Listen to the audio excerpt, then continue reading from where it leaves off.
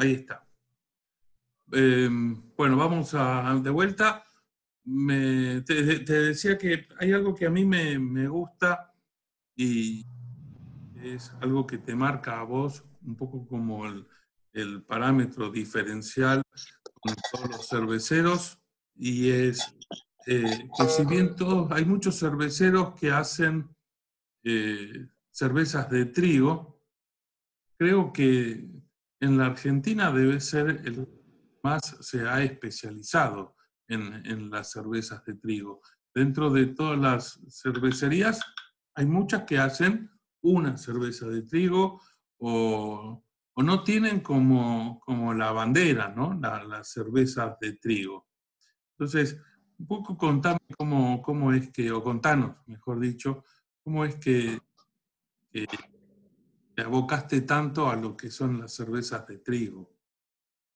Bueno, pasa lo siguiente, yo me arranqué hace bastante a hacer cerveza en el año 2002.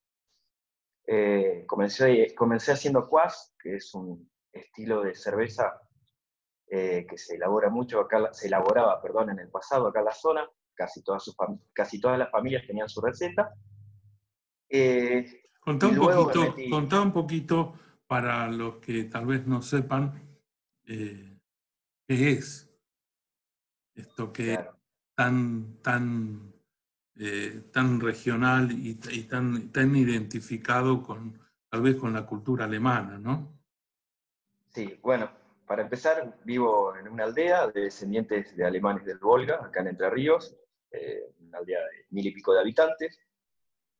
El kvass es como la cerveza casera de acá. Se ha perdido mucho esa costumbre. Debo ser uno de los pocos que la elabora, no acá en la aldea, sino que hay otras aldeas vecinas, que sé que hay algunas personas que de vez en cuando lo fabrican. Yo lo hago una vez al año para una fiesta que se llama Tractor Fest, que es de una aldea vecina. Bueno, el kvass es una cerveza de baja graduación alcohólica, tiene una base de pan y centeno. Generalmente se hacía con lo que había a mano en casa. Yo las recetas que conseguí, bueno, fueron de mi abuelo, pero eran todas una cucharada, Sí, o las sea, producciones un de puñado, antes. o sea, nada en gramos. No. Y bueno, más o menos la repliqué y me enganché, pero era fácil, era barato hacerlo. Y con eso me enganché en la parte de la fermentación.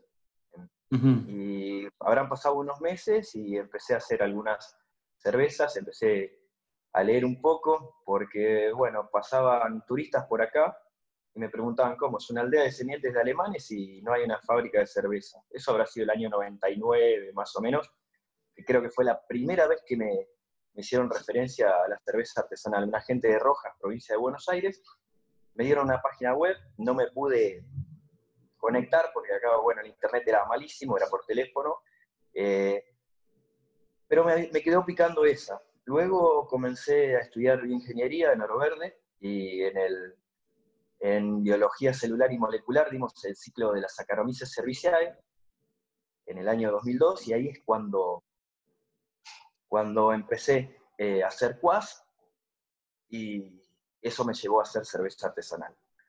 Hay una cuestión con el trigo, de mi parte, porque, bueno, mis antepasados vinieron acá a cultivar el trigo. El trigo forma bastante parte de la cultura, más en la época de trigo. Ahora el trigo está muy chico, está recién sembrado, pero si no, todos los campos acá como que rebosan de trigo y para mí es del vamos, ya a la vista es hermoso. Luego me enganché también por la complejidad de las cervezas de trigo con respecto a otros estilos que hacía. A veces hacía Pilsner, hacía algo de Schwarzbier, pero cuando el trigo fermenta con su levadura, obviamente su levadura propia, bueno, perdón, su levadura característica, genera un montón de aromas y sabores ya en la sala de fermentación, perdón, de aromas en la sala de fermentación, y luego en la cerveza se notan mucho los aromas y los sabores totalmente distintos, muy complejos, que no es solamente malta, como en una lager, que en esa época estábamos todos acostumbrados a tomar lager industriales, y como que esto me no sé, me voló la cabeza por eso, por la cantidad de aromas. No sé, me pareció algo más complejo y me aboqué a eso. Ujú. Hago también cervezas que no son de trigo, normalmente son estilos alemanes, como para agregarle un poquito acá de la idiosincrasia del pueblo, que todavía está bastante presente la parte de la cultura alemana, tanto en la gastronomía como en las danzas, y algo queda del Ujú. dialecto, entonces, bueno, me aboqué también a los estilos alemanes. Y quizás eran los que más me gustaban, como me salían a la vez, los de trigo, y me fui interiorizando, compré algo de bibliografía, bajé bastante de internet. Y sí, después me di cuenta que hay pocas personas que elaboran cervezas de trigo. Es más, mis compañeros de cerveceros de Entre Ríos me viven cargando como que hago solamente cerveza de trigo y todo eso. Un momento me enchinchaba, pero como que ya me acostumbré. Bueno, pero Y te distingues, porque no es nada malo, ¿no? Aparte, la realidad es que no es la verdad que vos haces solamente de trigo. Tal vez son los estilos que más te identifican. Y también te identifica un poco porque hay muy pocas cervecerías que se especialicen en las de trigo y hagan otros estilos. Por lo general es exactamente al revés. Se especializan en muchísimos estilos de los que hay y hacen alguna de trigo. En tu caso, ¿cuántas cervezas hoy de trigo estás haciendo? ¿Cuántos estilos? ahora en este momento tengo 3 distintas, pero tengo algunas de temporada, como Weissenbock, Doppelbock Weissen, que ahora, bueno, no la estoy haciendo.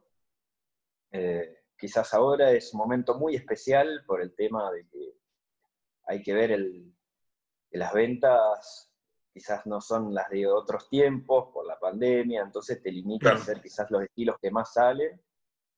Eh, Pero vos sabés que yo pero, ahí planteo una disyuntiva. Eh, y asumiendo que una Doppel, o una Lager, o una Bock, o Doppelbock, y Doppel, tanto las Bock como las Doppel, con o sin trigo, son cervezas que, por su naturaleza de fermentación, son cervezas que tardan mucho más tiempo que las ales.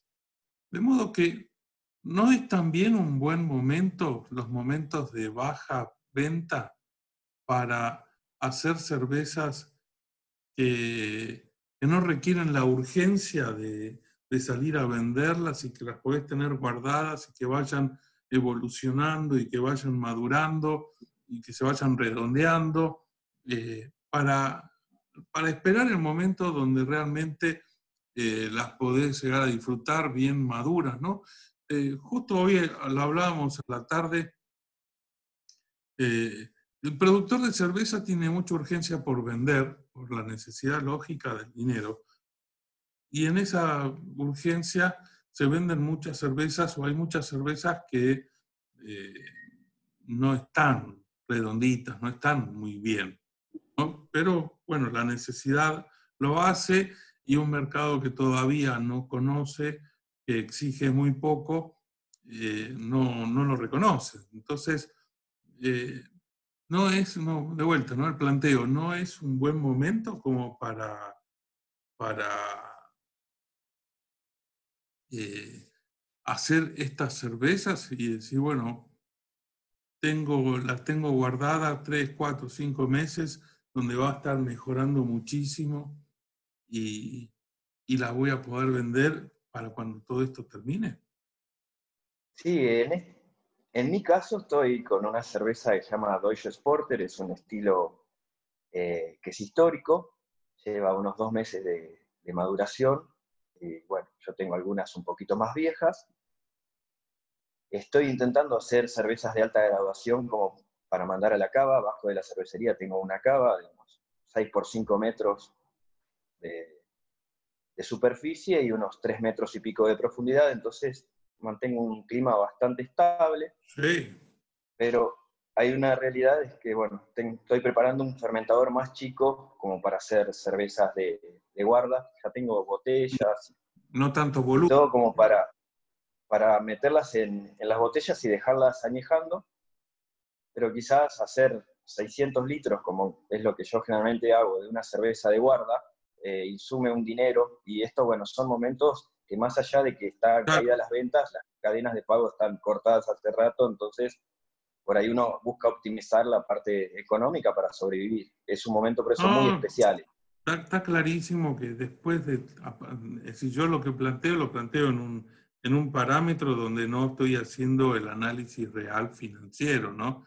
Entonces yo te digo esto y vos me decís, no tengo un mango para hacer cerveza y guardarla, y es como que tira todo mi planteo al diablo y vale lo que vos decís. Pero a veces me pongo a pensar si un batch, en vez de 600 litros, en un batch de 150, hacer algo que quede y que tal vez no insume o insuma tanto dinero, te pueda dar la posibilidad de que después lo amortices como una suerte de inversión, ¿no? Por eso, es la idea, estamos en eso. Y y un poco para los que, asumo que debe haber muchos eh, entrerrianos, estoy viendo muchos nombres de personas que no conozco, eh, pero hoy me decías que voy a Múnich y hablamos desde ahí. ¿Múnich es tu bar? Es el bar de mi familia, ¿Es el también es bar de... mío, pero bueno, es mi madre, mi padre, mi hermano y yo. Somos 4 integrantes. Lo fundó mi viejo en 1970, cumplió recientemente 50 años. Y bueno, es como, en la zona es un lugar clásico. Vienen gente de todos lados. Como que ya en la aldea es el bar, por así decirlo. Si bien hay Ajá. otros barcitos, pero Y dicen, tienen gastronomía alemana. tenemos gastronomía alemana, tenemos nuestra propia cerveza, y también tenemos carta variada de minutas, porque bueno, a veces la gente no quiere comer algo tan elaborado, tan pesado, entonces bueno, tenemos Sí, de bueno, el todo. otro día me mandaste la foto del codillo, claro, y vos haciendo un codillo, y de golpe va uno y te pide una milanesa napolitana y te querés matar. Tal cual, sí, es que teníamos muchísimos más platos, pero se fueron seleccionando los que también más salían, no es por una cuestión de lo comercial directo, o sea, no se vende, sino por lo que significa eso, que lo terminás tirando. Sí, no, yo Y lo sé, entonces, yo trabajé toda mi vida en gastronomía y lo tengo absolutamente claro.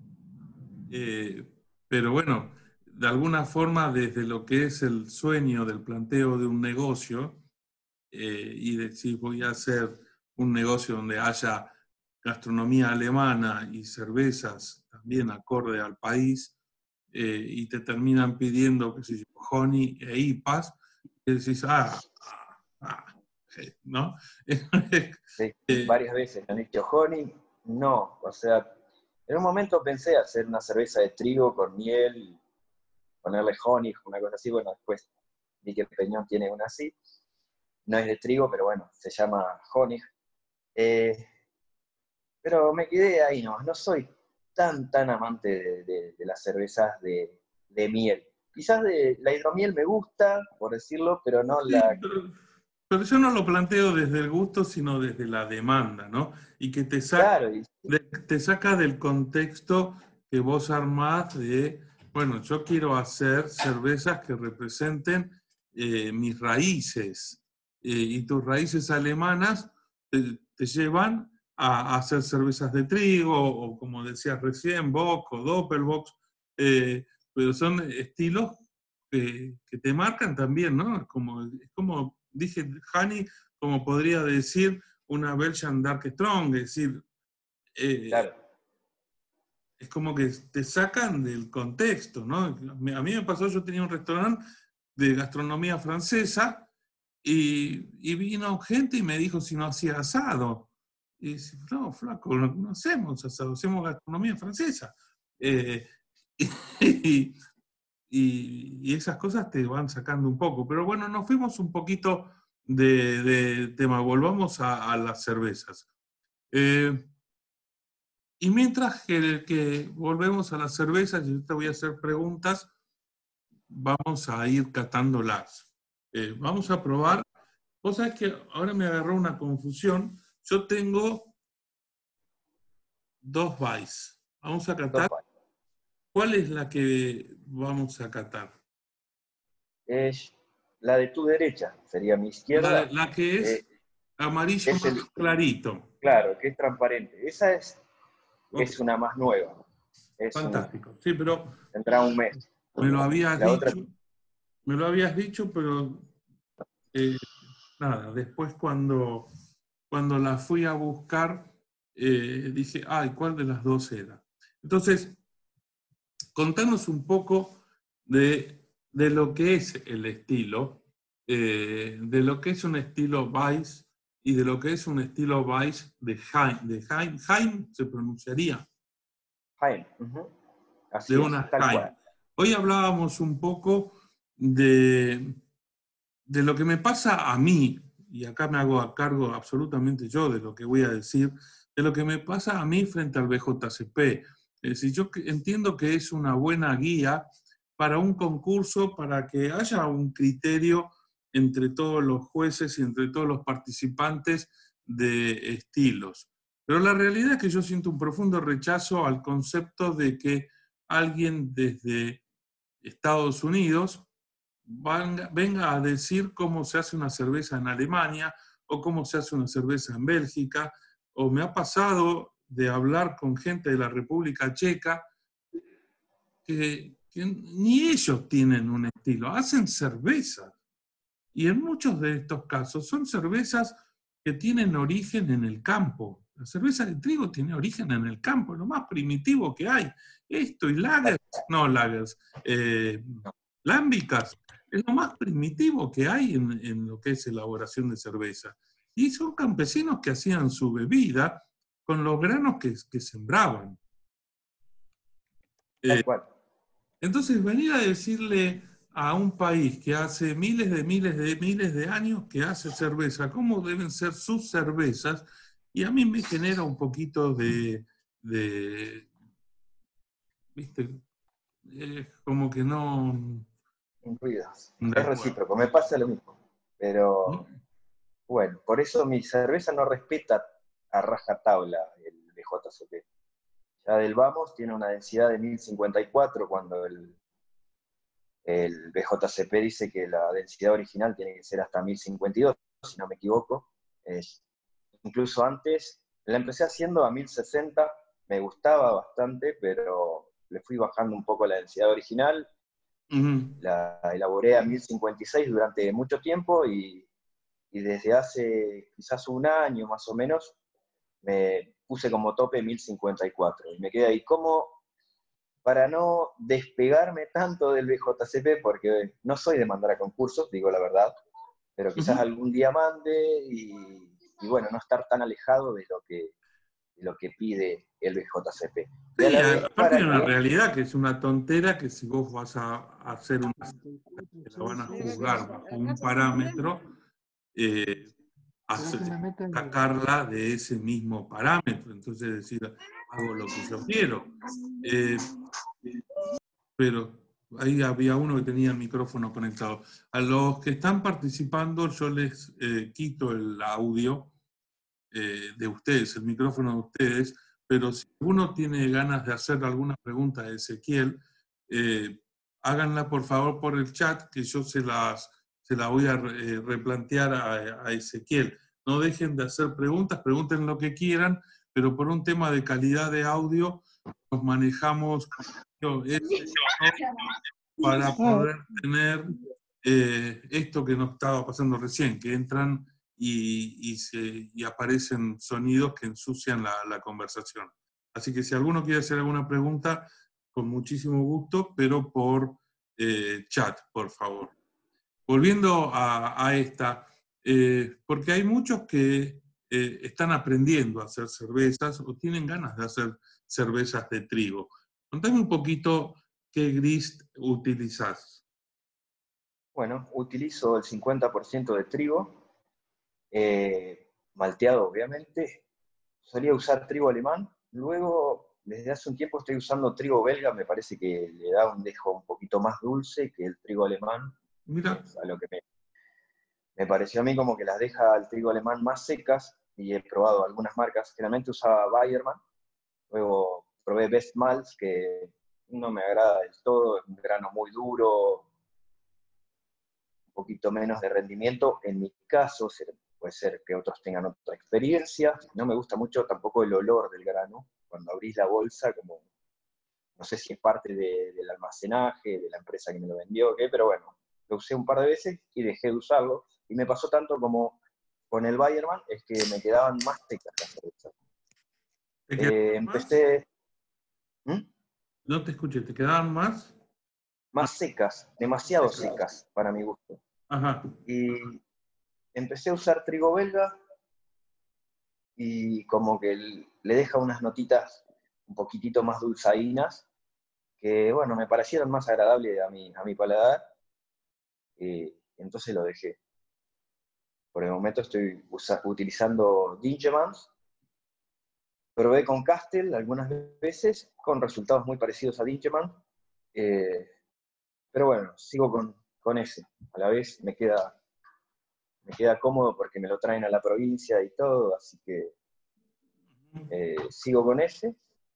Quizás tendría que usar trigo alemán, porque bueno, son recetas alemanas y generalmente cuando uno lee dice usar trigo alemán, pero bueno.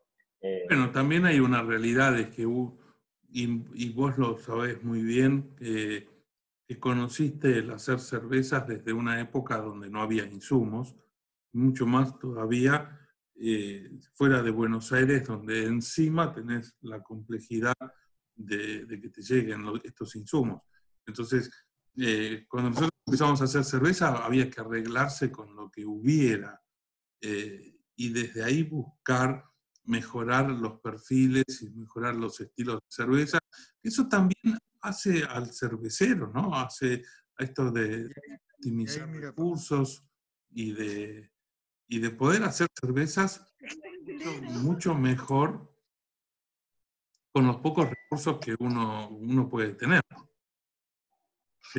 Entonces, tenés una base de trigo y Sí, esta base el que... resto es un 5% de Caragel, de Bayerman, Uh-huh.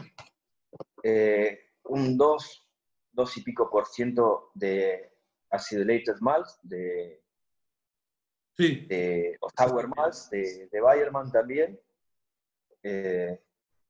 Carapils, más o menos también un 3%, y el resto es Pilsen. bien.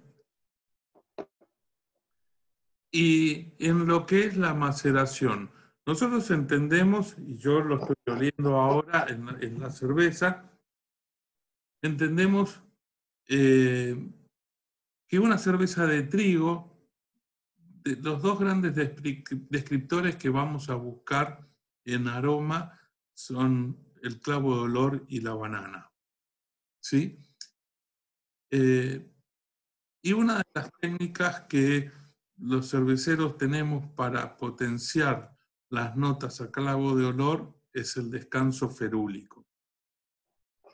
¿Vos le hacés descanso ferúlico a tus cervezas? No le hago más descanso ferúlico. Como que me levantaba demasiado el 4 vinil Guayacol, entonces dejé de hacerlo. Lo que sí hago es comenzar el macerado a un pH cerca de 5,8, y luego le agrego la malta ácida Ajá. en el segundo escalón. Entonces, en pHs más alcalinos hay, en teoría, más producción de ácido ferúlico, Uh-huh. que es el precursor del 4 vinil Del Guayacol. 4 vinil guayacol. Por las dudas que alguno no se anime a preguntar y no sepa qué es el descanso ferúlico. Contales esto de los descansos, no vamos a hablar de todos los descansos porque van a ser las 10 de la noche, pero ahí están preguntando por las levaduras. Ya vamos a llegar a las levaduras. Vamos a ir un poquito con el criterio de elaboración. Contá un poquito qué es el descanso ferúlico a la temperatura, qué Y es... es más o menos poner el macerado a unos 45 grados durante unos 15 o 20 minutos, entonces tenés mayor formación de ácido ferúlico, que es el precursor del 4-vinil guayacol, que es bueno, el que le da el aroma a clavo de olor a la cerveza. Particularmente, yo no tengo problemas con el clavo de olor, pero hay muchas personas que rechazan ese flavor. Mi hermano es uno. eh, no le Pero hay una gusta. realidad, si no te gusta el clavo, no tomes cervezas de trigo, ¿no? Es Por como... eso es que Vice no toma porque siente demasiado el clavo. Ujú. Un trauma de la Me infancia. preguntando, ¿de qué te recibiste cuando estudiaste ingeniería? No, no me recibí. Lo cambié por hacer cerveza, mejor. Bueno, Dejé la pero ¿qué carrera. ingeniería estudiabas? Bioingeniería. Bioingeniería.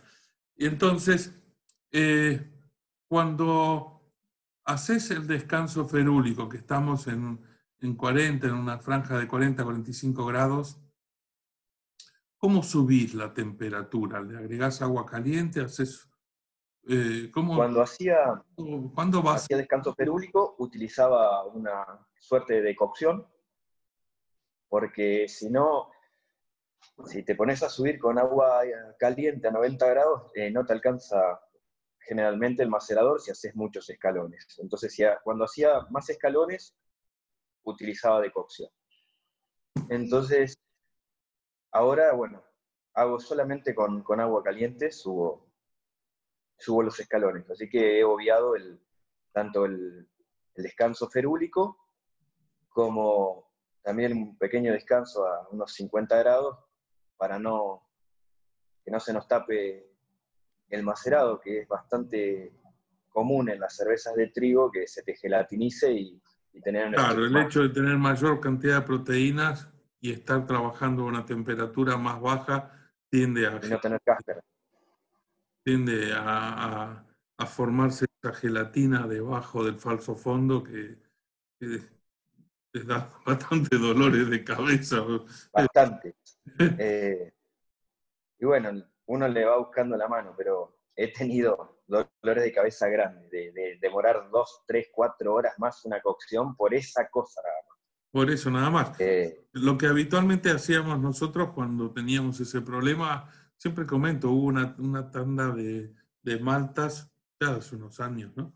Que vinieron con mucha proteína y la mejor forma que teníamos para evitar, no para evitar porque se hacía, pero la mejor forma que hacíamos era mandar agua hirviendo en sentido inverso, por abajo, porque vos le mandás agua caliente entre el falso fondo y el fondo del macerador, no va a llegar nunca a ese estado de gelatinización, ¿no? Pero hay uno que está presente que no escuchó, no entendió bien lo del descanso ferúlico.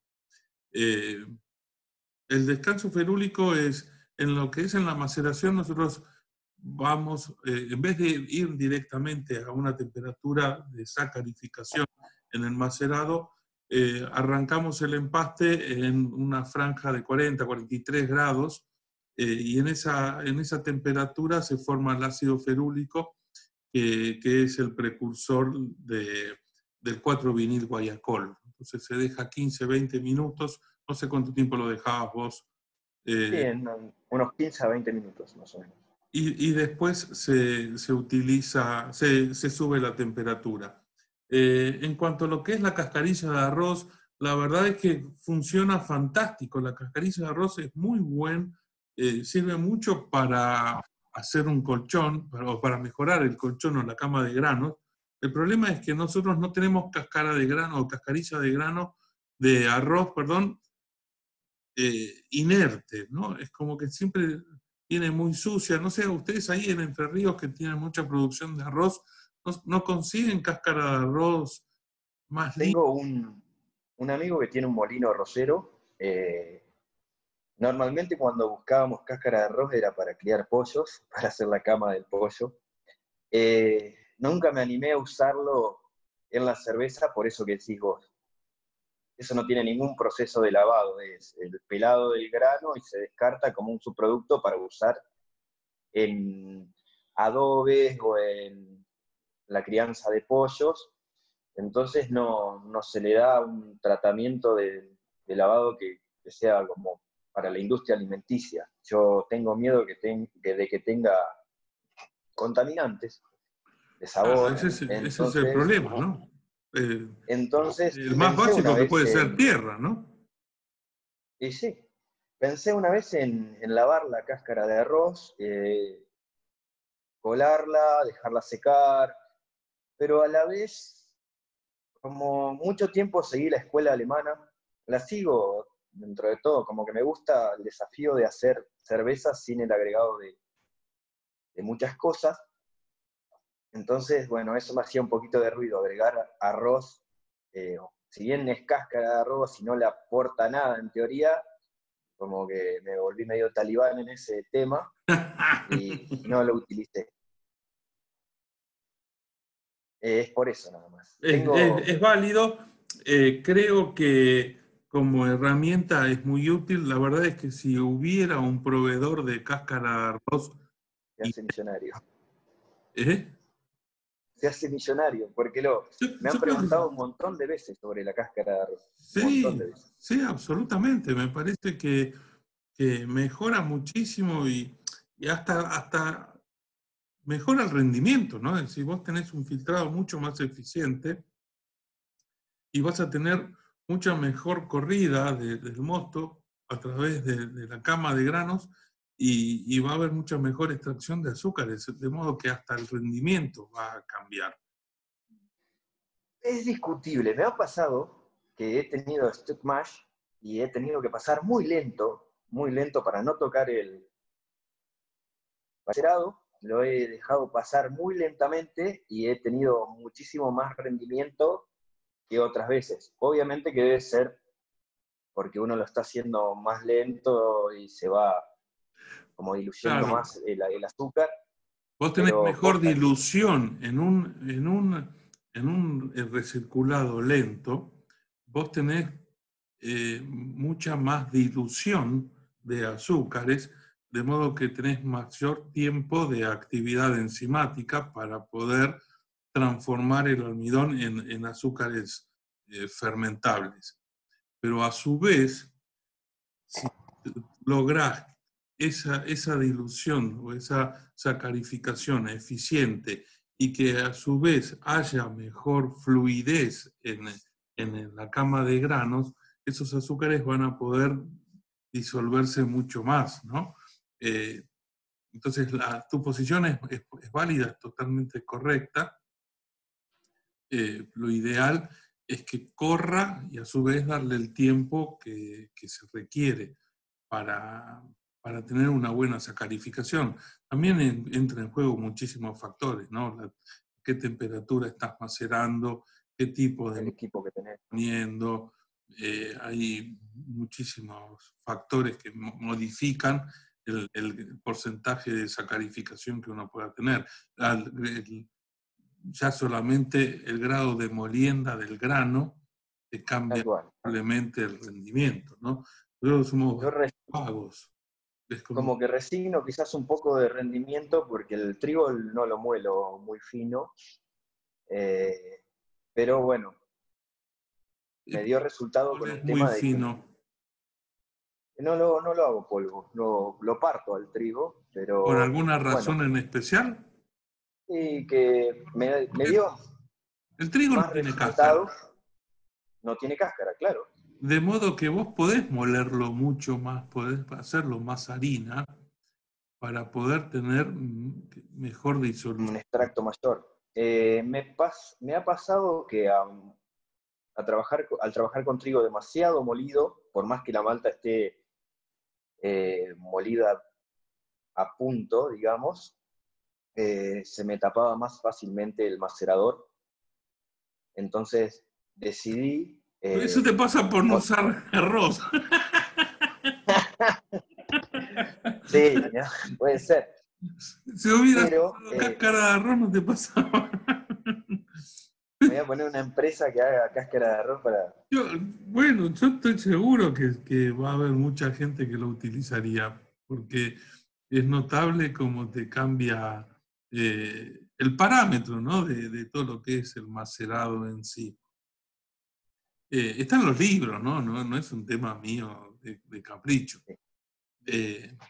Lo que hasta he llegado a humedecer el trigo para que quede bastante más armado, o sea que a la hora de molerse quede como machacado el trigo y no se haga polvo. Luego dejé de utilizar eso, porque bueno, eso lo hacía cuando tenía un equipito más chico, me tomaba el trabajo de humedecer el grano, ahora ya no lo hago. Y Como que contame un poquito, ¿a qué temperatura macerás, ya que no estás haciendo descanso ferúlico, ¿a qué temperatura vas al empaste? hago un hot pure smash, sería 63, 72 y luego 78 para hacer, para Es decir, sacar el humo. arrancás en 63. 63 grados. ¿Y cuánto tiempo lo tenés en 63? Unos 35 minutos. Y de ahí Luego lo es un vas, poco... y de ahí De lo ahí a vas, 72. lo De ahí a vas 72 grados, unos 45 minutos más o menos, 45, 50 minutos. Y luego lo subo hasta 78 grados para tener mejor licuefacción y que no se me tape el macerado. Ahí arranco el recirculado y empiezo a pasar a la olla de hervor a una velocidad bastante lenta, digamos, porque bueno, no quiero arriesgarme a tener ese problemita del max tapado. Sí. Supongamos, para pasar unos 300 litros demoro unas 2 horas, más o menos. Oh, la flauta. Mucho tiempo te lleva. Sí.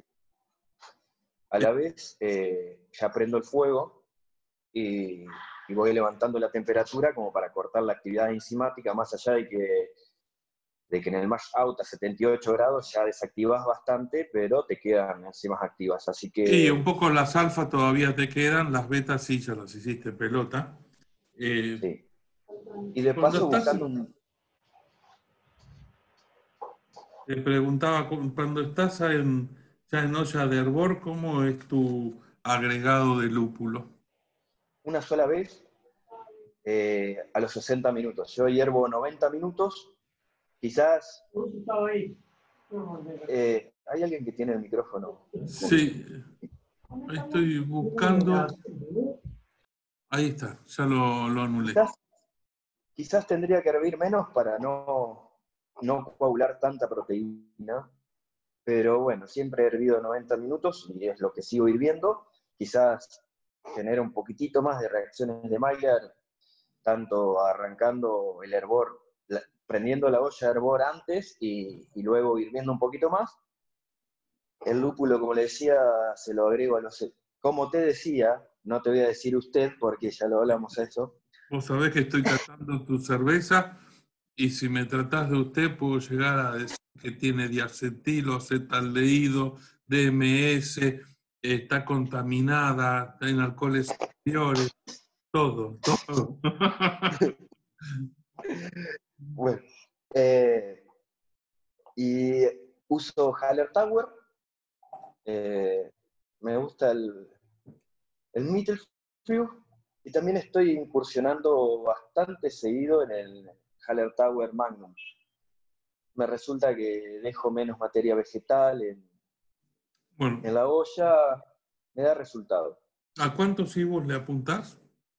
12 IBUs más o menos. Muy poquito. Muy pocos. Preguntando la carbonatación, ya vamos a llegar, todavía estamos en el hervor y agregando lúpulo. Estamos para, tal vez agregaron a la conversación más tarde, vamos por el orden de elaboración, así no tienen una suerte también de orden en la charla y no andamos saltando de un paso al otro. Entonces, le pones una carga de IVOs bastante bajita, no tenés ningún otro tipo de adición. Ahí está. No, Tolía, Budinis, apagá el micrófono, Ahí ya está, ahí se gracias. lo apagué yo. Es de acá, cervecero y panza verde. Por eso somos del campo acá, no sabemos manejar la No, el tema es tecnología. que cuando entra alguien, entra con audio, entonces es Sí o sí. cuestión de segundos hasta que se lo saco. Pero bueno, nada. Decíamos, ¿y alguna característica, algo, le agregás algo más a la cerveza? Uso Cervomices y Iris Moss para, bueno, como clarificante. Siempre lo he usado. En realidad antes usaba Whirlfloc.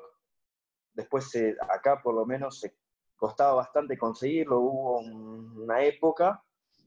Entonces empecé a usar Iris Moss y me dio resultado y lo sigo usando. Un montón de veces me han dicho, no, pero a la cerveza de trigo no se le echa clarificante. No sé, yo lo he usado y no sé, me da resultado para mí. Bueno, eso es lo más importante, ¿no? Como que si le dejo demasiadas proteínas, por ahí la estabilidad va a ser menor todavía. Ya no se caracterizan las cervezas de trigo por ser cervezas de larga duración y si tenemos una carga proteica superior, imagino que la vida útil de la cerveza, por así decirlo, va a ser más corta también. Así Bueno, que, ese es un tema, ¿no? También, y la realidad es como que uno apunta a hacer cervezas y algo que para mí es fundamental y cada vez que hablo con cerveceros le planteo lo mismo. Es decir, yo creo que el espíritu de uno tiene que estar reflejado. Esto de que te digan, pero va tal cosa, va otra, vos haces tu cerveza y en tu cerveza tiene que estar tu reflejo. Esto es como hacer música. Yo no te puedo decir qué música tenés que hacer vos. Vos haces la música que se te cante. tal cual. Y después estará quien la escucha y quien no, pero tiene que ser tu música, ¿sí? Y al igual que la música, es un proceso, no es que uno agarra agua, cebada, malteada, trigo, lo que sea, el lúpulo y levadura y lo mezcla y sale un cervezón. Es como cuando empezás a tocar la guitarra. Ese es el ejemplo que le pongo a veces a la gente. Me arriba bastante gente que quiere aprender a hacer cerveza. Yo no tengo dramas, no doy cursos nada más porque no me siento quien como para dar cursos. Pero les puedo Son explicar unos cualquier chantas cosa. todos los que dan cursos. Sí, no, sí, por eso, no quiero parecerme esto. No. Resulta que muchas personas tienen un cierto poder económico y quieren arrancar a hacer cerveza con un equipo de 1000 litros. Y yo siempre les digo que empiecen con un equipito chico, con brewer, que vayan perfeccionando para que la otra persona no pague la fiestita de ellos, ¿no? O sea, de hacer 1000 litros de birra que esté mala y total la vendo igual, porque bueno, la cerveza artesanal se vende. Ahora, bueno, es discutible eso.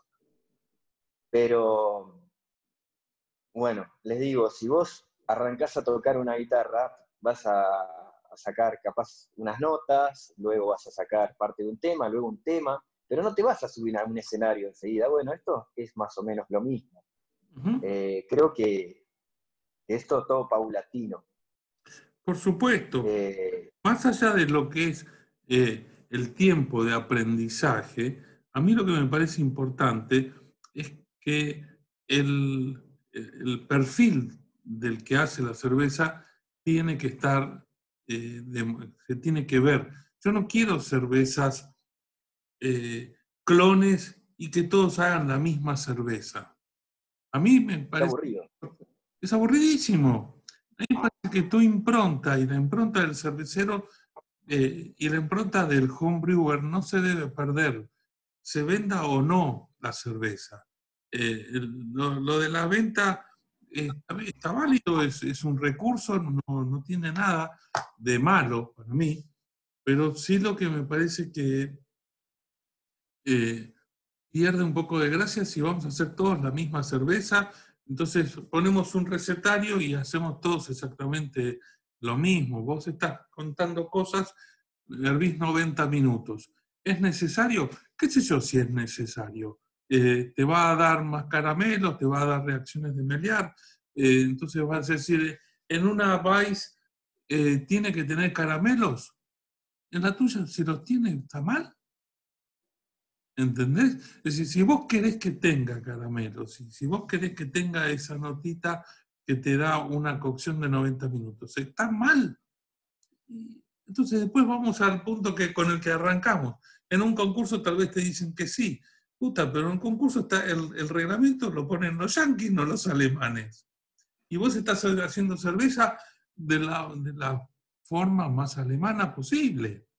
Entonces, eh, esas cosas son las que yo como quiero que esto es lo que es para mí lo artesanal. El artesanal es el reflejo del artesano, no solamente artesanal es que tengas que empastar con una pala de madera y, eh, y cargar la bolsa al hombro, sino que para mí artesanal también es el reflejo del cervecero, ¿sí? Y salir de esta cosa en serie, ¿no? Producto así tipo chorizo, fábrica de calcamonías, una al lado del auto, todas iguales. La verdad que yo soy cervecero profesional, pero no es porque sea un gran cervecero, sino porque es a lo que yo me dedico, no tengo otra ocupación que ser cervecero. Previo a eso, y antes de estudiar ingeniería, estudié artes, me recibí de profesor de artes elementales. Luego empecé a estudiar ingeniería y como que hacer cerveza tiene mucho de eso, tiene mucho de arte para mí y Por supuesto. de cálculos y cosas de ciencia. Entonces como que se amalgamó para mí dos grandes cosas que me gustan, el arte y la ciencia, aunque sean opuestas, en la elaboración de cerveza. Así, bueno, por lo menos creo que por eso me llenó esto y me quedé haciendo esto porque, bueno, es mi pasión, ¿no? Ah, está muy bien. Es que para mí pasa por ahí, ¿no? Y yo lo tomo desde ese lugar. Pero sí, bueno, siguiendo un poquito el proceso de elaboración, lo herviste, le agregaste lúpulo, lúpulos alemanes, y contabas esto de lúpulos nobles alemanes o de estar haciendo pruebas con otros tipos de lúpulos con mayor carga de alfa ácidos que te permite también agregar menos lúpulo, pero vamos a la fermentación. ¿A qué levadura utilizas y a qué temperatura habitualmente fermentas? Y algo que me parece importante dentro de lo que es la fermentación y dentro de lo que es una cerveza de trigo. Hablamos para buscar los fenoles la opción de utilizar el descanso ferúlico, pero una cerveza de trigo tiene dos frentes claros organolépticos, que es el fenol, el clavo de olor y la banana. ¿Haces alguna estrategia para potenciar las notas esterosas, las notas a banana? Sí, lo que hago es lo siguiente.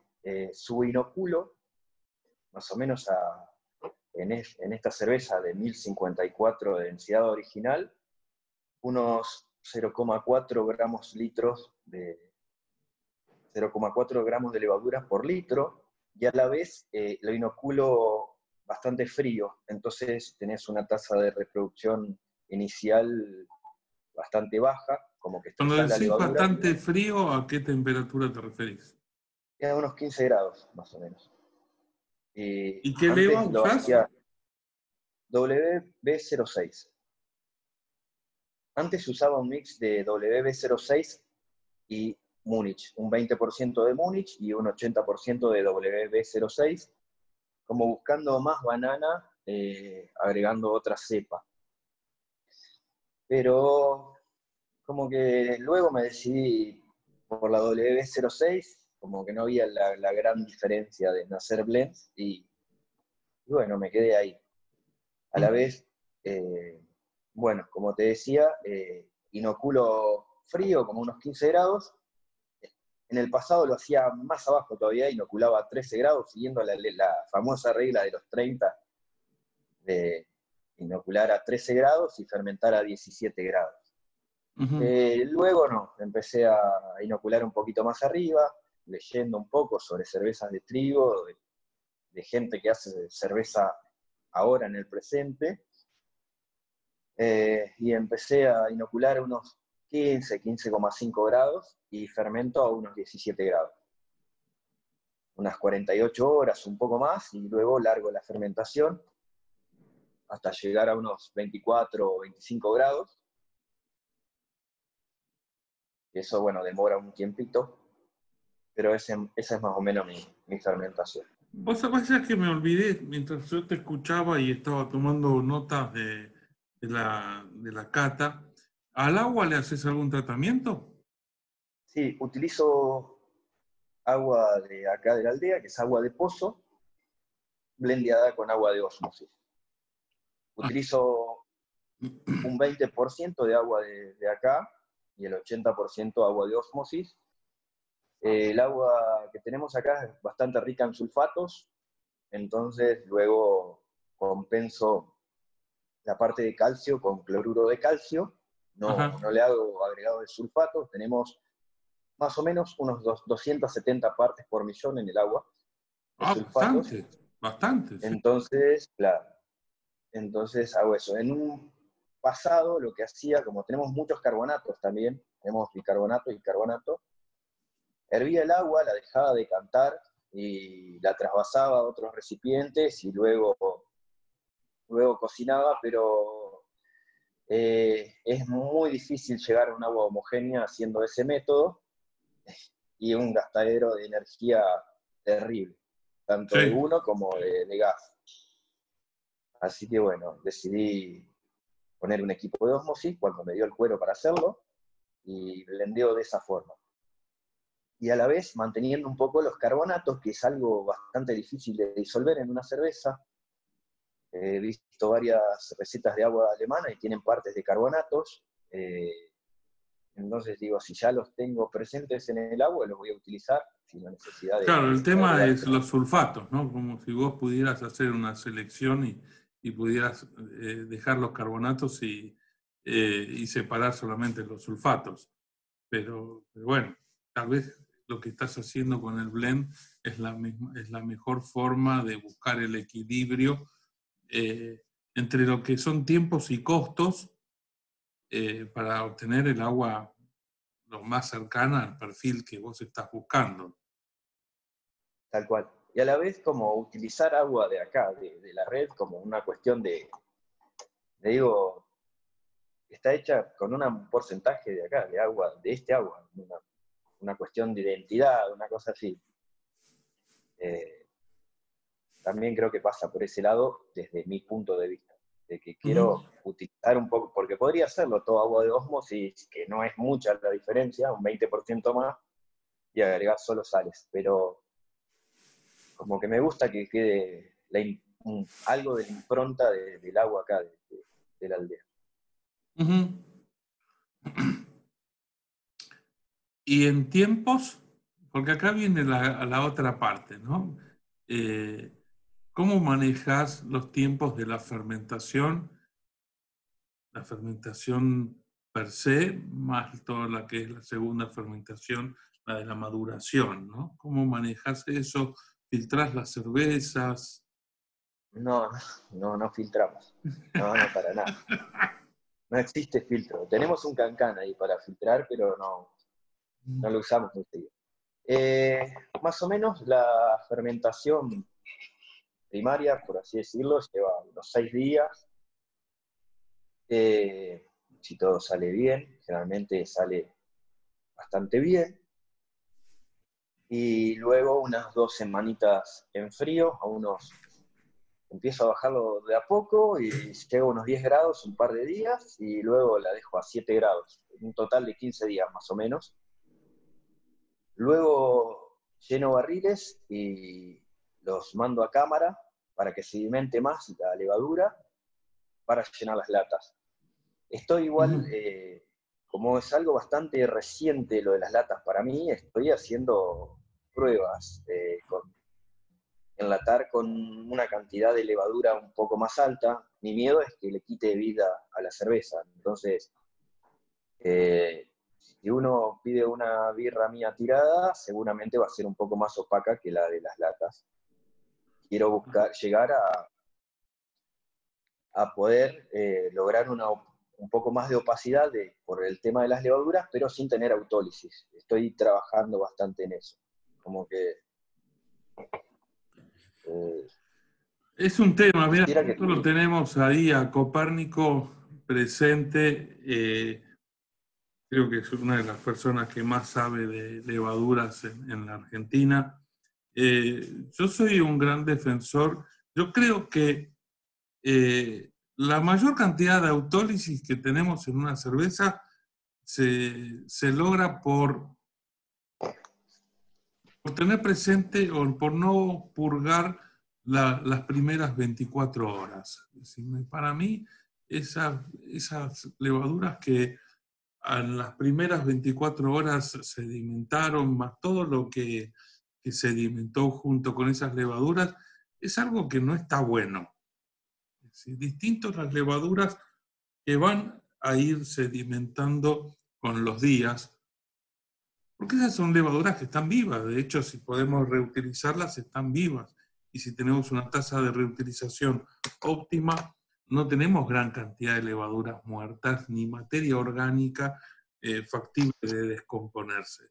Pero lo que cayó en las primeras 24 horas, sí, hay mucho de ahí de leva muerta y mucha materia orgánica que va a tirar a descomponerse. Para mí pasa... o al menos en mi experiencia en las fábricas donde me han consultado y hemos modificado eso, la presencia de autólisis en la cerveza cambió notablemente, notablemente. Entonces, un poco me agarro desde lo que es mi experiencia y desde mi, digamos, justificación de lo que estoy diciendo, ¿no? Después me parece que, de hecho hay muchas, sabemos, vos sabés hasta mejor que yo, los alemanes consumen cerveza con levadura. Tal cual. Y si tuviera mucha autólisis esa levadura, no, o si hubiera mucha autólisis, está claro que no lo harían. Pero sin embargo, el servicio de una cerveza de trigo es un servicio con levadura. ¿Sí? Y es levadura que no está muerta. A lo sumo podrá estar ahí planchada, pero no es levadura que está muerta, es levadura que todavía está activa.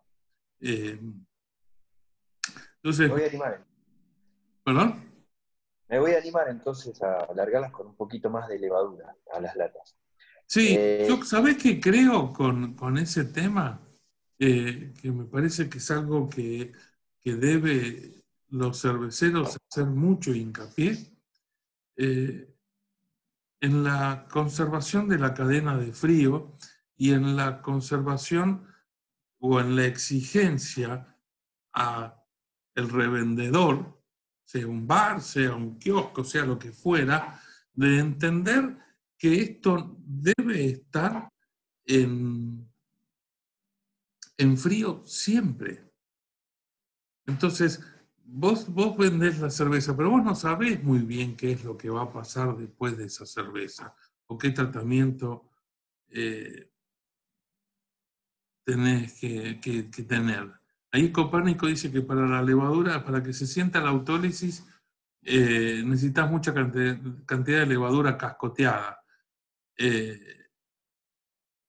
Bueno, pero es un poco lo que estamos diciendo, ¿no? Tenés que tener levadura que está muy deteriorada para que se perciba, ¿sí? Después, obviamente, está el nivel de percepción que tiene cada uno. A mí particularmente la autólisis la siento muy fácil, así como hay otros descriptores que me cuesta mucho más percibirlos. Pero volviendo a lo que te decía, me parece que es importante que enseñemos a cuidar de las cervezas. Sí, eso sí, eso es. Pasa Y con el hay, barril. sí, y con las latas yo le tengo más miedo todavía porque como que están más acostumbrados a ver latas de industriales a temperatura ambiente por todos lados. Por todos lados. Entonces dan por asumido quizás que, que se puede dejar a temperatura ambiente. En realidad sí, dependiendo, si no hace 30 grados, yo creo que siguiendo un buen proceso la puedes tener un tiempo a temperatura ambiente. ¿Sabes qué Por lo menos, pasa a mí? Y lo he comentado con varios cerveceros. Yo tenía un concepto de que había muchas cervecerías artesanales que hacían cervezas de no muy buena calidad. Y esas cervezas las probaba en los bares y encontraba en esos bares cervezas que no estaban bien. Pero ahora con todo este tema de la cuarentena, me están mandando muchas cervecerías directamente desde la fábrica, me están mandando sus cervezas y estoy encontrando cervezas de la puta madre, cervezas que yo no tenía un buen concepto de esa cerveza. Entonces, creo que el tema de todo lo que es el tránsito de la cerveza, llamo tránsito a todo lo que sucede desde que sale de la cámara, ¿no? Es un gran problema. Acá preguntan cómo sería la conservación de una cerveza, tanto en barril como en botella o en lata. Literalmente tenemos que entender que nosotros tenemos materia orgánica y que nuestras cervezas tienen un montón de bichos que en temperatura ambiente me refiero a lo que es clima de verano. Hoy podríamos dejar a la noche una cerveza que va a estar como de heladera. Pero a nadie se le ocurriría fabricar yogures y vender los yogures y que el que compre el yogur lo tenga al sol o en una estantería pegándole una lata, al envase de yogur, pegándole una luz y dándole calor. Entonces, ¿en qué momento se perdió el concepto de que la cerveza artesanal debe tener cadena de frío? Es fundamental. Es fundamental, entonces tenemos que evitar por todos los caminos que se rompa la cadena de frío. No puede, no. Es así, es decir, nos metimos en un mundo donde la cadena de frío es fundamental. Si no, hagamos cerámica o tal cual. madera, Me pero refiero, con lo que decía, según el proceso, algunos días puede estar fuera de frío, me refiero a que como cuando te envía a vos la cerveza, que demoró 3 o 4 días, entonces se encima rompe la cadena de frío. jugaste con el clima que estamos. Sí, Pero a mí me ha pasado en pleno verano de llevar cerveza a un bar a la mañana y que, la persona que lo recibiera era una chica administrativa y me decía, no, hasta la tarde no viene nadie acá y recién cuando vienen a la tarde la van a poner a la cerveza en la cámara. Hacía 30 y pico de grados de temperatura. Entonces, si sabemos que un barril en 3 horas en verano pierde la cadena de frío, estamos sonados. Y entiendo que todavía no tenemos un sistema nacional de distribución donde la cadena de frío pasa con el vino. El vino, imagínate que vienen de Mendoza los camiones, el camionero para a almorzar en medio de la ruta Rayo del Sol. y deja el camión donde pueda dejarlo. Y el tipo paró a almorzar y después le agarró ganas de dormirse una siesta, se duerme una siesta y le cocinaron todo el vino al mendocino. son conceptos que los tenemos que cambiar para poder tener mejores cervezas. Pero bueno, entonces estabas con la fermentación, la dejabas 6 días y después ibas a cámara. ¿Y cuánto tiempo en cámara? No, 6 días, 6 días la primera fermentación en caliente vendría a ser, ¿no? Sí. Luego en el tanque queda unos 15 días. Con 10 días ya tengo una buena floculación de levaduras, por así decirlo, pero normalmente lo dejo un poquito más. Luego va el barril a la cámara y está una semana seguramente en frío para que decante bien. ¿Sí? Todo depende del tamaño de los barriles también. Si son barriles de 50 litros, tenés una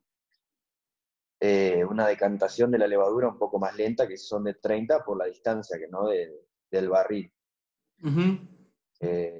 Si es un barril de 30 litros, quizás en 5 días ya ha decantado bastante de la levadura. Son levaduras que no son muy floculentas estas, entonces, bueno, Sí, sí. llevan su tiempito. Y de ahí la cerlato. En una época, cuando hacía en botella, hacía todo flashinger, todo con spice y al sótano a una temperatura controlada, más o menos rondando los 20 grados para la carbonatación. Está muy bueno el proceso, pero bueno, es trabajo, es Es bastante lento trabajo. y tedioso. Sí, pero está Bueno, lindo por ahí el resultado. por eso muchas cervecerías famosas son de monasterios, ¿no? Están al pedo los monjes. Exacto.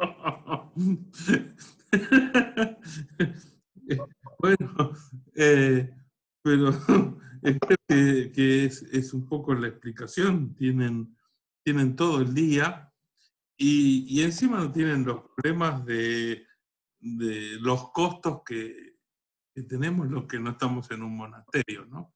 Eh, entonces es un poco más difícil. Pero bueno, yo mientras te escuchaba, no sé si en cuanto a los tips de elaboración, eh, querés agregar algo más. No sé si alguno de los que está Que escuchando. pregunten, por favor. Me puedo llegar a olvidar de cosas. Sí, tampoco es un curso de elaboración de cerveza, sino me parecía muy importante poder tener una charla con alguien que se especializa en cervezas de trigo, que por cierto hace muy buenas cervezas de trigo. Eh, a mí la cerveza me dio 43 puntos. Eh, está corregido el número porque sumé mal de entrada, pero me dio 43 puntos. Me parece que es una cerveza que tiene en nariz, yo noto un poquito más el balance hacia el lado de los fenoles que hacia el lado de la banana. Si bien cuando va tomando temperatura, se va equilibrando y ahí empieza a aparecer más la banana, pero en boca está muy equilibrado, pero el retrogusto, vos sos muy joven, pero a mí me hizo acordar a los yum yum de banana. No sé si alguno de los que está No sé, comió no sé qué chicles es esto. yum yum de banana, pero eran, bueno, el bazooka de banana, ¿qué es eso? En el Bueno, recuerdo. el chicle de banana, no te hagas el pendejo vos, Germán, que venís en el vagón de atrás, ¿eh? Que no. Yo, por eso, eh, te decía, la primera impresión, bazooka jirafa, sí. La primera impresión es clavo, pero después viene bien marcado la banana madura y me hace acordar mucho a mí a una época, hace muchos años, donde hacía banana pisada con azúcar y, y la banana, ese sabor que me daba la banana pisada con azúcar, me vino, es más, me acuerdo hasta el plato que usaba para estoy hablando de algo de pibe, ¿no? Eh, me vino ese gusto. Y es más, cuando hablo, que vas exhalando, eh, el clavo ya no está presente.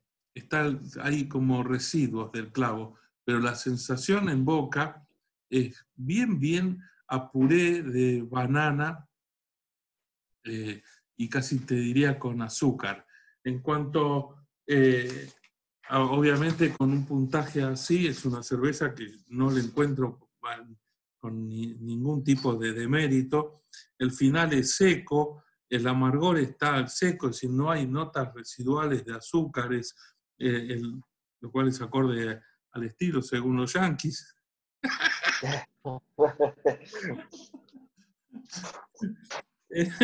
El amargor es bajo también, según lo que dicen los yanquis, está muy bien. El cuerpo, la carbonatación, el calentamiento, todo acorde a lo que es a un clásico ejemplo de una cerveza de trigo alemana. La verdad que te recontra felicito, me parece que es una muestra excelente de los yanquis saben poner, sí, Sí, lo leí. justamente actual. Eh, es una excelente muestra de lo que es una cerveza alemana. Ahora tendríamos que ver con qué la consumimos esta cerveza. Yo no puedo dejar de poner mi cuotita de, de tratar de que la cerveza salga del bar. No la quiero sacar del bar, sino que tenga también otros lugares de consumo y sueño yo, y hace mucho que estoy eh, haciendo hincapié de poder tener las cervezas en el restaurante.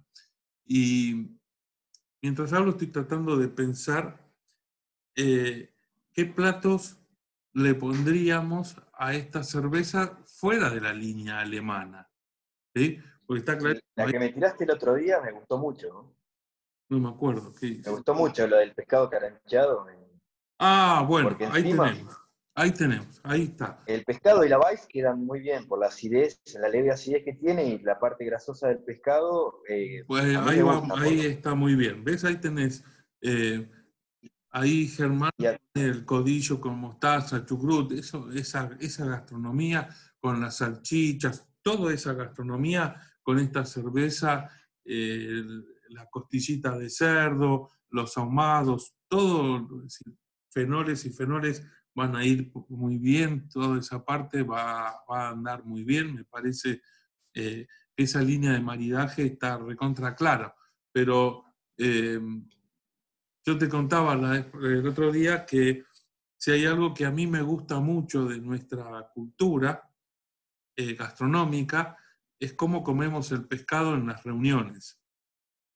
Y esto de caranchear pescado, de poner un pescado, cualquiera sea la técnica de elaboración, sea la parrilla o como se haya elaborado, ponerlo así, la pieza entera, en el medio de la mesa, en una reunión de amigos, de cerveceros, y todos andar cuchareando o con el tenedor, ir sacando el pescado, carancheándolo al pescado, me parece sensacional.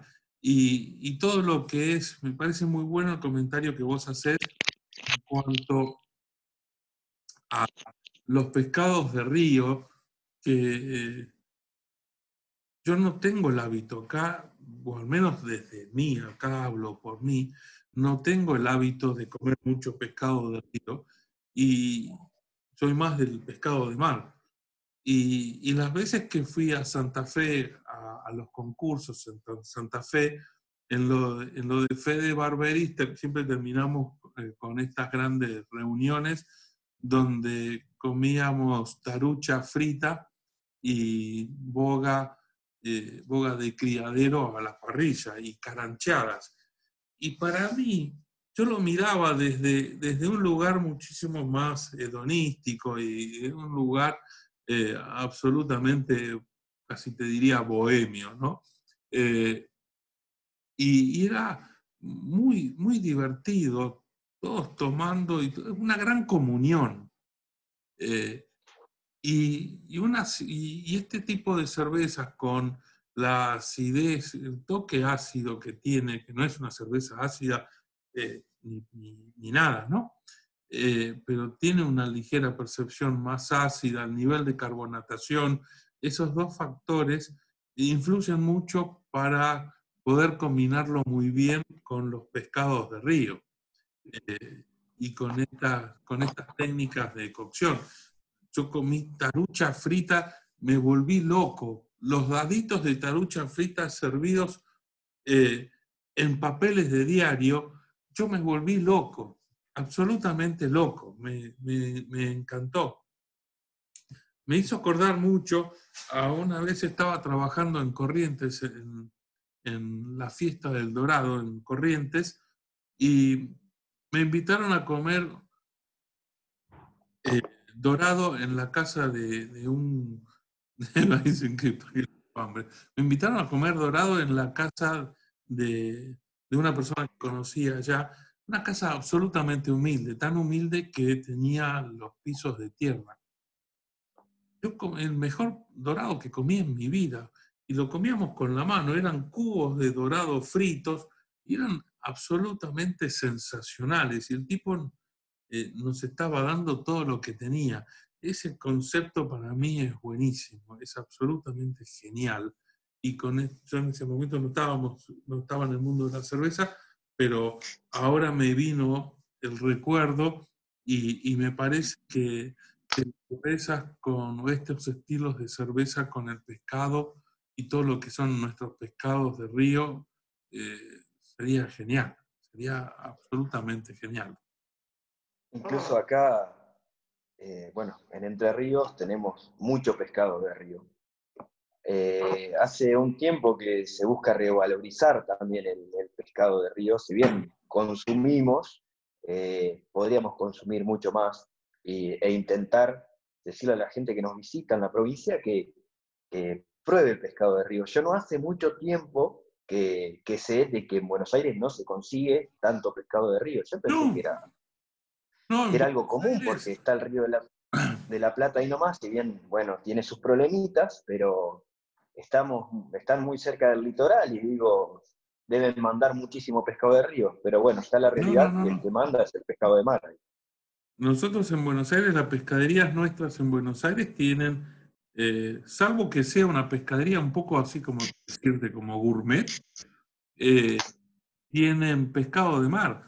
Y vas a, por ejemplo, al barrio chino, que tal vez en Buenos Aires es el lugar donde mayor rotación y mayor variedad de pescados vas a encontrar, y no encontrás bogas de criadero, no encontrás pacú, surubí. eh, es más, creo que, salvo excepciones, es muy rara vez que encuentres un pejerrey. Eh, y sí, vas a encontrar merluza, lenguados, besugos, abadejo, pez limón, todo que son pescados más de lo que es mar. No tenemos incorporada en nuestra gastronomía, salvo en regiones, no tenemos incorporado el pescado de río. Y hay criaderos de boga, hay criaderos de De pacú. Pacú. eh, es más, me ha pasado de estar en Misiones y, y ver que en los restaurantes poca gastronomía autóctona, ¿no? Y es un poco lo que vos hablabas al principio de tu bar, que el consumidor te saca de... no quiere disfrutar cosas nuevas. El surubí, sí, el pescado, el pescado y la cerveza, el surubí, eso es buenísimo. Tienen que ver ese video en Ese, YouTube. Está ese video es conocer. maravilloso, maravilloso. Es algo sensacional cuando lo vi yo por primera vez me encantó. Está en YouTube, ¿no? El video ahora. Está en YouTube, sí. Como Surubir. Como el Surubir. Sí, la verdad está muy bueno. Por lo que aborda, una que muestra un poco la relación que tenemos con el río acá, que estamos obviamente rodeados de río, por eso se llama Entre Ríos, y que es una parodia a una pseudo artesanal muy famosa. Entonces me gusta por las dos partes. Y participan, los actores son todos cerveceros de Entre Ríos, son todos cerveceros. Me parece sensacional. ¿Cuántos cerveceros tiene hoy Entre Ríos, entre homebrewers y todo lo que es el grupo de 50. Son 50 cerveceros. 50 porque hay un montón, no me lo podés contar la cantidad que hay. La verdad es que no tiene cuenta, como decirte, 50. No, la verdad no sabría decirte, más de 100 seguro. Tenemos un grupo activos. Y activo es relativo, porque hay algunos que cocinan 2 o 3 veces al año, pero son un cervecero que sigue viva la llama y no necesitas, creo, cocinar toda la semana para ser el cervecero. No. Pero tenemos un grupo... Pero bueno, tal vez participan en los foros y no es gente borrada, a eso me refiero. No. Hay algunos borrados también, los puedo empezar a nombrar por acá, pero no, hay mucha actividad en cuanto a eso. Tenemos un grupo de WhatsApp muy grande, con gente de toda la provincia, creo que deben ser 120 miembros quizás, Mira. Todos son cerveceros. Ese es el grupo más grande donde se incluye a toda la gente que quiere arrancar también, porque ahí tienen un montón de bocas que le pueden responder cosas y a la vez se responde a alguien una pregunta que le sirve a un montón también, que quizás no se animaron a preguntar, están expectantes, o le cayó justo como anillo al dedo esa pregunta y entonces se satisfacen dudas no solamente para esa persona, sino para varias personas del grupo. Y después tenemos otro grupo que nos juntamos más seguido, que somos acá de la zona, o sea, generalmente son casi todos de Paraná, yo soy más foráneo, porque vivo a unos 20 y pico de kilómetros de Paraná, que serían como los más activos y los que se dedican casi en su totalidad de manera comercial. No todos, hay 3 o 4 chicos que puede entrar cualquiera al grupo, obviamente, cualquiera puede entrar al grupo de cerveceros de Entre Ríos. Lo que pueden hacer es entrar al Facebook Cerveceros de Entre Ríos y ahí dejar sus datos. Qué grande, Coco, desde Chaco, gran amigo, como todos los cerveceros chaqueños, qué grande. Pueden dejar sus datos en el Facebook, entonces ahí lo pueden llegar a agregar al grupo. La verdad que es una herramienta muy buena. Cuando yo empecé a hacer cerveza era distinto. No había a quién preguntarle, no existían las redes sociales, no existía internet. Entonces ahora creo que, o sea, existía internet. Yo en mi caso no tenía mucho acceso. Era el internet ese por teléfono que cuando te querías comunicar hacía... Exactamente, ese, que me decían, salí de ahí que me cortás el teléfono, que qué sé yo, no puedo tomar las reservas del negocio. Pero ahora hay muchas herramientas y también existe lo que es la camaradería cervecera, que antes no existía eso. O sea, no tenías a quién preguntarle y eso ahora hay que aprovecharlo mucho. Creo que está la posibilidad de evolucionar rapidísimo a comparación de lo que era antes, porque antes hasta te costaba encontrar información, encontrar libros, muchos eran fotocopiados que compraba o me decían, mirá, tengo a veces eran muy básicos los libros, tenían cómo hacer cerveza, pero de una manera así nomás, por así decirlo. También habían traducciones de libros de afuera. Creo que el primer libro que leí, como casi todos los cerveceros, es How to Brew, pero en mi caso era traducido al español, escrito a máquina, fotocopiado. Claro. Se lo compré a un pistolero que tenía una venta de insumos, se llamaba Aramis, que me jodió en algunas cosas cuando arranqué. Bueno, le compré ese libro y todavía lo tengo, porque para mí es como una reliquia, donde si bien la calidad es malísima, por lo que le decía, escrito a máquina y fotocopiado encima, los gráficos que tenían eran hechos con Virome, creo, también sumado a la fotocopia, pero bueno, Pues, como les digo, que tienen que aprovechar y es la muy fácil. primera vez que yo leí el Kunze, lo Uf, leí, qué sé yo, lo habré leído como hace 15 años, y lo leí y eran fotos del libro. Entonces nos mandábamos por WhatsApp algo así como 20 emails que eran las fotos del libro. Entonces alguien, no sé quién, se tomó el laburo de sacarle las fotos al libro una por una. encima es así el Kunze. Y encima el Kunze es tamaño Biblia. Entonces eran muchísimos emails porque no podían mandártelo en pocos porque eran muy pesados. Y leíamos de fotos. Pero vos imaginate el loco que tomó el laburo de sacarle a hoja por hoja Y escanearla quizás. Ah, bueno, quizás ya, sí, ya habían cámaras digitales. Es verdad, ya había. Hace 20 y pico de años que hay cámaras. a ver, Pero sí, un re no laburo. sé si estaba escaneado. Yo ahora te digo foto, tal vez probablemente haya estado escaneado, pero aún así es Es escaneado un laburo. uno por uno. Es como cuando ibas a la fotocopiadora a que te sacaran fotocopia de un libro y vos veías que los tipos estaban sacando hoja por hoja una fotocopia. Y acá claramente era carilla por carilla, no era ni siquiera el libro abierto. Pero bueno, así estudiábamos nosotros y así aprendíamos nosotros.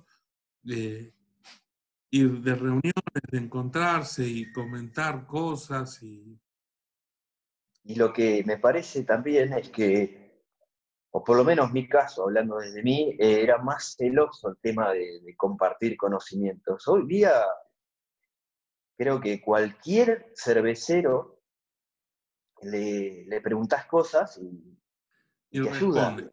Igual y también responde. hay mucho bardo, ¿no? Hay mucha respuesta que decís, hijo de puta, no podés responder eso, léete algo antes de responder, ¿no? Eh, está eso y después están los que se burlan. Eh, en mi época no había burlas a la pregunta. Hoy hay burla a la pregunta, ¿no? Y qué sé yo, hay mucho también ego que antes no había, ¿no? Había orgullo, no ego. Eh, Era como distinto, pero bueno. Bueno, ese, no quiero entretenerte más, ya está hace 1 hora y media que estamos charlando. No sé si alguno Ni- de los que está presente, y que ya en primer lugar les agradezco enormemente a todos los que han participado de esta charla. No sé si alguno quiere hacerte a vos, básicamente, alguna pregunta, o si vos querés decir algo más, Ezequiel, sobre las cervezas. Si vas a mandar... Sí, Nacho, sí, Nacho, sí, Nacho, sí, te la debo, a vos más que a nadie, te lo juro. Ah, mira, estaba Nacho, no sabía. Eh, Sí, sí, a Nacho la verdad es que le vengo fallando hace Preguntan tanto diferencia tiempo. entre 0,6 y una Ah, mil. ¿no es Nacho? Ah. Germán. ¿Germán López? Germán ¿Qué López. Germán? Germán es el que estaba bardeando con... Ah, era él. Claro, me salta el Sí, número y no me lo sé de memoria, ¿viste? Que sí. Eh, Dice que quiere latas. en Eh, breve, en breve. Ya hablé con Nacho y esta vez creo que va en serio, porque verdaderamente Nacho hace muchos años que me decía, mandame birra, Bueno, Nacho es Yo tengo entrerriano una también, realidad de ¿no? que Nacho es ¿eh? entrerriano, es el dueño Es de Entre Real, Espuma de los Días. tal cual. Es un grande.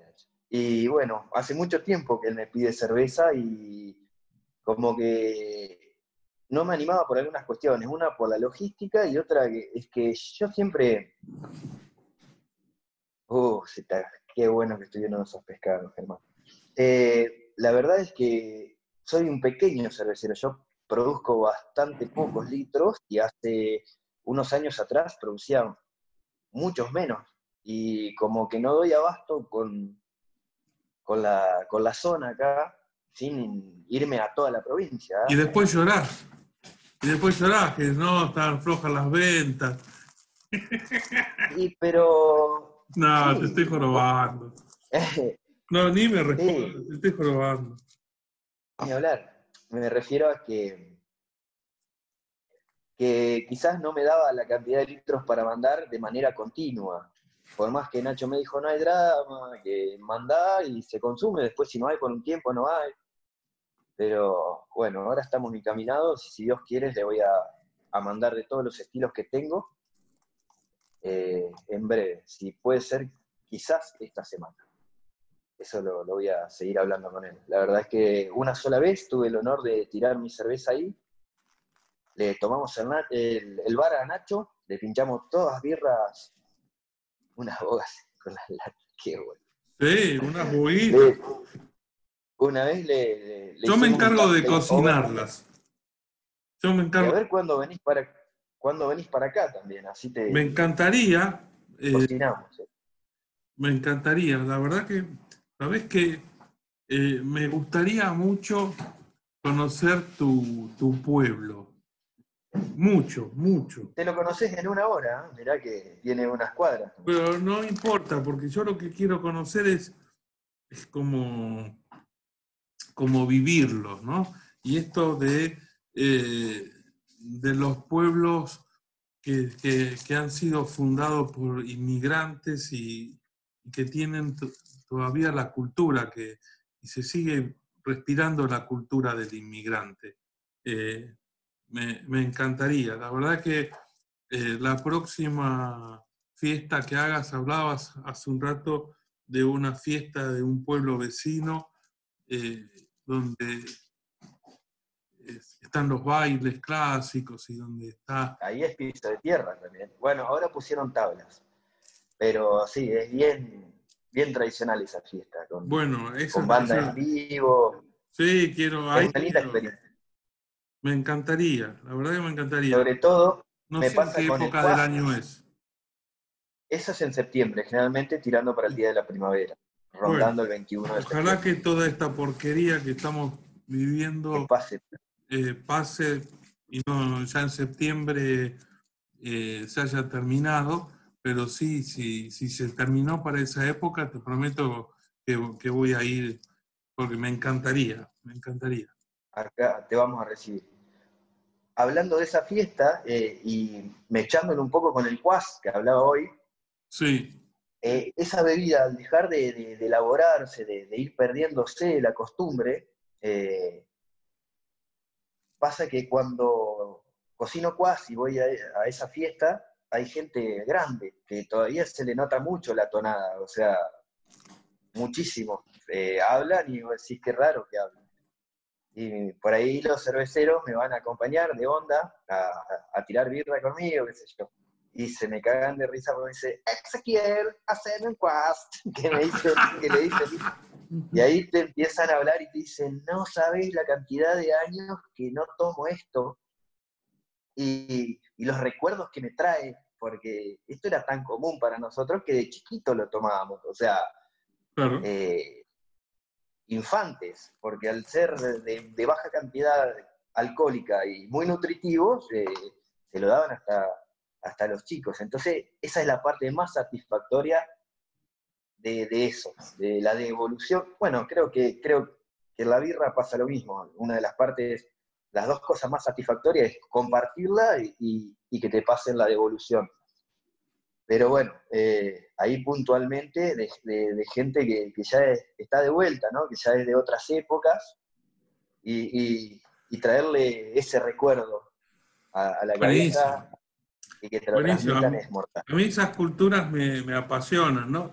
Y estas cosas que han traído los inmigrantes, esto de sus hábitos, sus fiestas, sus formas de comer, eh, a mí me llena de curiosidad, la verdad que me encantan. Eh, es algo que está realmente muy bueno. Si Dios quiere, bueno, no soy muy creyente, practicante, quiero decir, pero bueno, si todo va bien, ahora con este bicho que anda dando vueltas va a estar difícil, pero está la idea de hacer la Weizenfest acá en Brasilera desde hace un par de años, y ahí me gustaría que vengas. Una fiesta de cerveza de trigo, la época de la cosecha de trigo, es lo que Sí, queremos por hacer. supuesto, por supuesto. Eh, Avisar, ya asumamos que esta pandemia de mierda se terminó, pero por supuesto, me avisás y, bueno, no sé cuántos kilómetros hay de Buenos Aires hasta casi 500, ¿cuánto? 500. casi, sí, casi 500 Es kilómetros. decir, para nosotros es muy común ir a Mar del Plata, pero Sí, no es son común sí, ir a Entre 400 Ríos, son. ¿no? Es decir, podemos hacerlo tranquilamente. Vamos juntos, ¿quién dice Germán? Dale, vamos. Germán me parece que es. No me Germán, vamos. aparece el nombre, pero me aparece el Eh, número. bueno, tenemos, sí, porque es un careta. Ahí vas a ver lo que es qué buen anfitrión que es el entrerriano. Vas a ver que no sé, buenos anfitriones, ahí nada más lo voy a resumir. Eh, Bueno, la, vas a, la vas a vamos. pasar. Yo ya tengo mi escala de anfitriones con esto de dar los cursos por todo el país. He conocido eh, gente sensacional. El mundo de la cerveza tiene gente sensacional. Y, y bueno, voy a poner el podio, los anfitriones, a ver, para ir peleándose, pero la verdad que hemos tenido en muchísimos viajes experiencias muy lindas, muy buenas, muy buenas. Y por cierto, a Entre Ríos, por la cerveza, ahora de movida no recuerdo haber ido. Y bueno, así que una razón más para venir, hacerlo Bueno, por el lado cervecero. bueno, Qué vamos. mágico que es esto. La verdad es que me han recibido en distintas partes del país como que soy de la familia. Eso Es una es una familia. locura. Hay gente que lo entiende así, hay otra gente que no es del palo, que son medios mercenarios de la cerveza y esa no lo entiende. Pero los que saben mamar lo que queremos transmitir nosotros con la cerveza, sí lo entienden y es sensacional. Un poco esto que yo te decía, que pasa, por ejemplo, en los concursos en Santa Fe. Yo te pincho porque es competencia, ¿no? Eh, Más o menos, más o menos. eh, No tenemos competencia no, ya lo en sé. Pero lo que pasaba en los campos, en el campo de Fede Barberis, ¿no? Estas reuniones buenísimas y unos asadazos impresionantes, y que casi como que la competencia en sí el juzgar y todo eso es una excusa para reunirse. Lo importante es la reunión. obviamente, me imagino que sí, porque, bueno, Pero, lo he usado el tema pero bueno, de excusa. eh, No, tengo una reunión con los cerveceros. claro. Era para comer y chupar.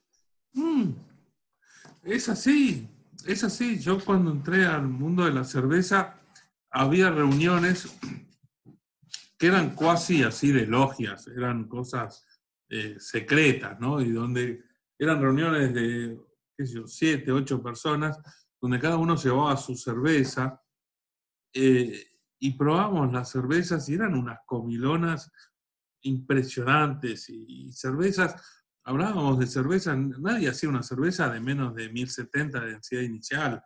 Qué hermoso. Qué hermoso. Donde Un, Me gustan las cervezas de alta graduación. Y rescato una frase de un yankee que lo tengo en el Facebook, que decía, la vida comienza en 1060. O sea que Claro. Bueno, ahí recién arranca, dice. bueno. Todas birras, él toma todas birras de alta graduación. Dice que arranca la vida en 1060. Todo lo demás no vale la pena. Sí, qué sé yo, son distintas. Todas las cervezas están buenas cuando están bien hechas. A mí particularmente me gustan me gustan mucho las cervezas de alta graduación alcohólica, pero también tienen que estar bien hechas, ¿no? Eh, pero bueno, veo que no sé si hay alguna pregunta que quedó sin responder, pero bueno, de vuelta, muchísimas gracias. La verdad que fue un placer esta charla. El placer es mío, un honor, No, verdaderamente. Tenía un poco de quickie, ¿no? Porque una, que no soy muy de hacer estas cosas, así en vivo, nunca había usado Zoom, soy primerizo, y a la vez, soy un pequeño cervecero, ¿viste? Y que se comunique conmigo un tipo tan referente como vos en este tema, me dio un poco de nervios, te digo la verdad, pero ya te conozco igual en persona, ya nos ¿no? Hemos salido a tomar conocíamos. unas cosas, me has llevado a lugares hermosos en Buenos Aires, como la Meseta, cuando fuimos ahí a comer esa fugaza con Fainá y tomar ¿Te moscato, me acordás? quedó grabado en la cabeza, ¿viste? Pero bueno, para mí es un gran honor. Y Para mí antes de también. cerrar, te voy a Sí. tirar una idea que tengo hace rato, que nunca no la llevé nunca a cabo, hacer como en la cava de la cervecería, tengo una cama ahí. Ya en realidad sí la llevé a cabo, estoy mintiendo, porque sí, ya se concretó una única vez, pero la idea es invitar cerveceros de otra parte del país y que vengan y pasen unos días ahí. O sea, pueden dormir ahí y después, bueno, no sé si cocinaremos birra o saldremos a pescar o nos juntaremos a Las dos comer cosas, y las dos cosas. o todo. Y bueno, al final me había olvidado que se concretó nada más y nada menos con mi amigo el Rorro de Cabezas. Bir, seguramente lo debes conocer. Se vino en Sí. moto en febrero y durmió ahí. Y me dice, mirá que yo he estado en los mejores hoteles y también he estado en la calle durmiendo y para mí este es el mejor hotel que he estado en mi vida. He estado Mira qué durmiendo bueno. entre las botellas y las barricas. Y bueno, así que hay lugar ahí, si alguna vez nos visitas, está Sí, bacán. sí, sí. No, no, pero te lo confirmo.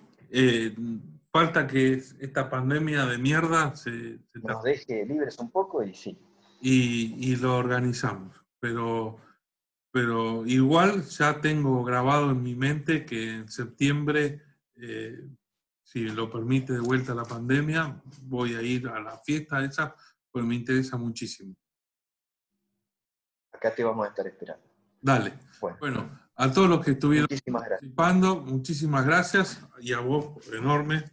La verdad, Muchas gracias te felicito por la a toda la cerveza. gente, a Gracias. toda la gente amiga que vi ahí que se unió y comentando. Gracias por compartir esta experiencia con nosotros. Un Bueno, fuerte abrazo. nos Hasta pronto. despedimos. Un abrazo para todos. Salud y pros. Prof.